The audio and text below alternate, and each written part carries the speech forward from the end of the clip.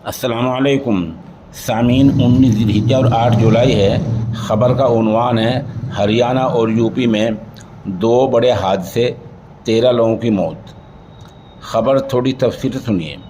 हरियाणा में आज सुबह सवेरे जींद शहर में भिवानी रोडवेज़ और एक कार के दरमियान हादसा हो गया है।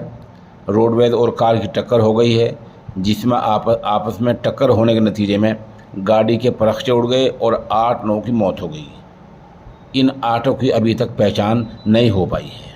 ये मामला हरियाणा का है। उधर उत्तर प्रदेश के ज़िला रायबरेली में शाह गोरा ब्लॉक इलाके के एक गांव में तालाब में नहाते नहाते 5 बच्चों की डूबने से मौत हो गई।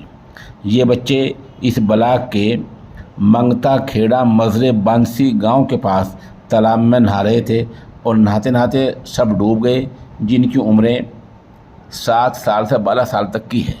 ये सब 8 थे।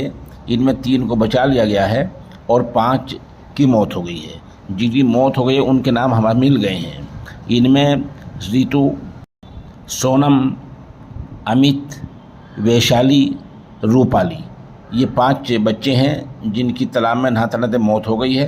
तो इस तरह यूपी और हरियाणा में 2 बड़े हादसे हुए हैं। एक सड़क हादसा है, एक तालाब हादसा है। दोनों में 13 अफराद की 13 लोगों की मौत हो गई है।